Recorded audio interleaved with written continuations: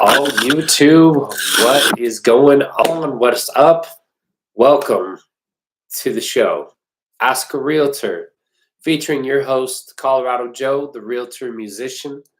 So pleased to be back with you for yet another fun-filled episode, talking about your questions here live on the channel. First, I want to invite everyone that hasn't seen it before. Welcome. First thing is, I would like to ask you to go ahead and subscribe to the channel. We go live on here every week, Wednesdays at 6 p.m. Mountain Time, and we're talking about you guys' questions, and it's pertaining to buying real estate, selling real estate, or being a professional in the industry. What's it like to be a realtor? Any pertaining questions to any of that stuff, we can dive into live on here. The format is very loose. You can throw it in the chat box if you have a question, even if it's not related to the topic that we have lined up, which for tonight is investor lingo. If you have another question that you want to have featured on a future show, you can ask us live here on the chat. You can send me a message afterwards, and every single one of these is recorded so that you can watch them later on. If you are not available Wednesdays at 6, you can watch it later, and you can still leave a comment on the channel. And I pick all those up, and we can always talk about your comments. I invite stories too. If you have a cool real estate related story that you wanted to share or ask a question or dive deep into, we can get that going on here. That's the beauty of it. We're live and we can chat about all that stuff. And your topics that you bring up tonight on the channel, we might feature those next week. So I definitely want to encourage you guys to be active participants in Ask a Realtor. But for now, I think we're going to go ahead and get started talking about investor lingo. A lot of folks have approached me and they're very interested in getting into real estate, but maybe they don't know how or where to get started. So, one of the first important things you can do is educate yourself. And a part of that is asking questions, but sometimes we're a little bit reserved on asking questions because we don't want to sound like a rookie or a novice. So, maybe this lingo will help you to kind of know the language that investors speak so that you can participate in some of these conversations and know what's up. So I'm going to touch on probably just a few different acronyms that investors like to throw around so that I can hopefully you guys learn something from it. And if there's acronyms that you have heard of as well, throw it in the chat box and let's dive in and talk about all the fun lingo that you might hear in the real estate investment space. Boom. First one that I wanted to talk to you guys about and define is ARV. What is an ARV? Well, you might hear that context of someone saying, hey, I've got a deal right now. I've got a property that I've got a contract on, and the contract is for 425, but the ARV is for 505. You're like, wait a second, what is that? ARV is after repair value. So how we're determining that is we're looking at comps, and that's another term that we're going to define here. That would be comparable sales. So we're looking at stuff that sold in the neighborhood that is very similar to that property. So let's say that we're looking at maybe a 3-bedroom, 2-bathroom house, 2-car garage. Maybe it's a 2-story house. So we're looking at other homes that were maybe built around the same time frame with not necessarily exact same floor plan, but similar square footage. We want it to be probably within 20%, either 20% higher or lower from the subject property. Another term you'll hear quite a bit talked about by realtors, appraisers, investors. Subject property is the property that we're talking about. It's the deal. It's the one that we're looking at here. And then the other properties that we're comparing to that one are comps. So we're looking at comps and we're seeing what they sold for. and we're looking at ones that are fully renovated and repaired, and that will help us to decide and determine what the after repair value for this property is. Now, what do we have to bridge the gap between the subject property and these fully fixed up, fully renovated and sold comps over here? We have to figure out our rehab costs, right? Another term there, rehab, as in you're fixing up the property. So with investment, there is a ton of different strategies that you can use to get into investment. And I don't want to dive too deep on all the different ways that you can be a real estate investor, but let's for now uh, oversimplify it and let's look at fix and flip as maybe a short term strategy to generate wealth by an active means. And let's look at buy and hold, which is being a landlord, buying a property, and maybe you fix it up, or maybe you buy a turnkey. Another term I'm going to throw at you, turnkey, means that it's move-in ready.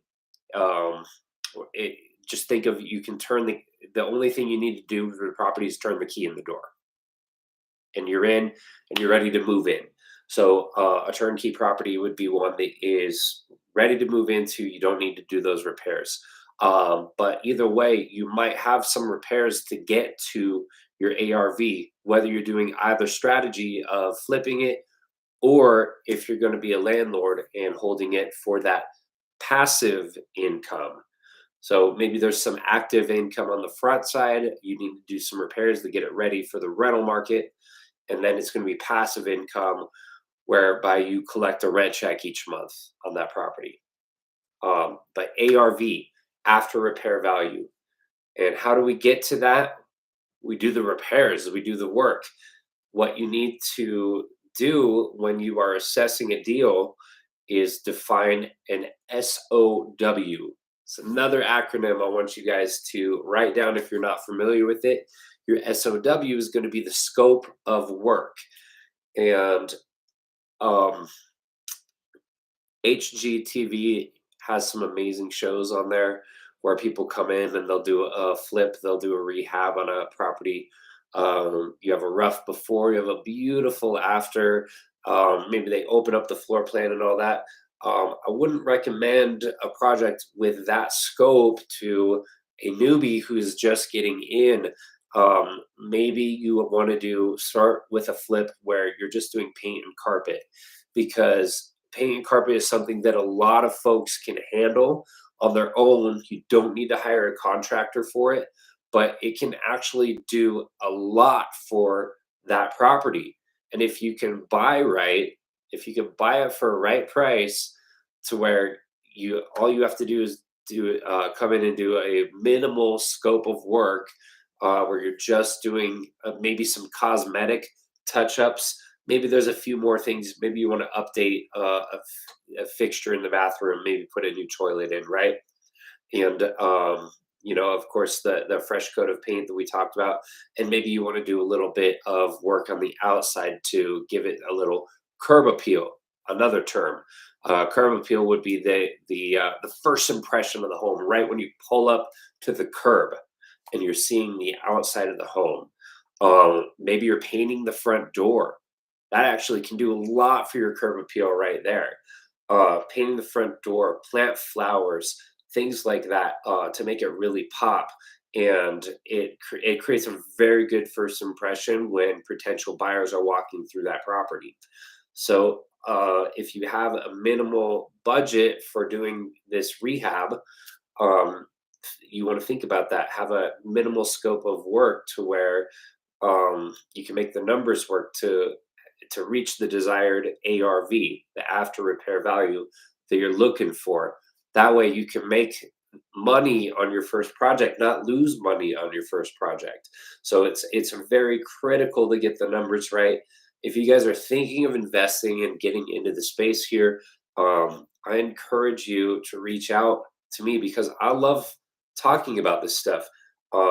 Obviously, I jump on the channel here. I devote some time of my week to bring some of this stuff to you guys' attention and chat about it here on the channel.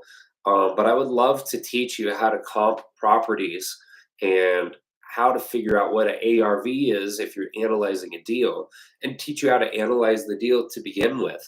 So I want to invite you guys to reach out to me and use me as a resource for that stuff, right? Something else I want to close with here. It's another fun term that kind of combines the two methods that we talked about for active income, fix and flip, and passive income, being a landlord. And it's called the BRRRR strategy. BRRRR, but it's BRRRR. So let's define that. So the B is buy. You got to buy the property, right? And then the next thing you're going to do is the first R, which is rehab. Okay, you're going to fix what needs to be fixed in the property to get it ready for your next R, which is to rent it. Once you've done your renovations, then you get a renter in there. You get income coming in. All right. And then once you've done that, then you're going to do a refinance on that property. That's our next R. You're going to pull money back out of the project that you've invested into it. And then the last R, repeat. You're going to go find another property and repeat the strategy. Buy, rehab, rent, refi, pull money out so that you have a down payment for your next project, and then repeat the process. It's the BRRRR method. And a lot of investors will use this. It's a hybrid way to, not only realize the flip money involved in it, because if you buy the property and it needs to be fixed up, you can't put a renter in there and get market rent or even above market rent. At best, you're gonna need to charge below market rent so that you can get someone in there that is going to be a good tenant and be okay with the property being a fixer-upper and living in that. You don't want to do that.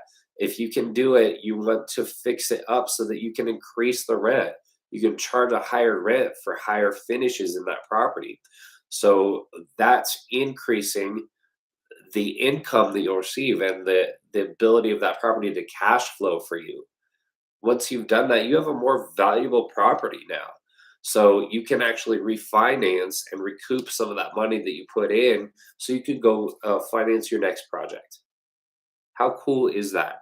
That's a strategy that a lot of investors use to acquire multiple properties and to build a rental portfolio.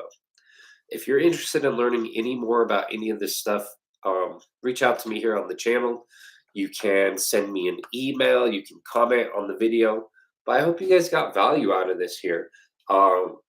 Let me know what you would like me to talk about next here on Ask a Realtor. And I'll see you guys on the next one.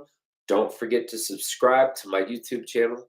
Thank you and have a great week. We'll see you next week.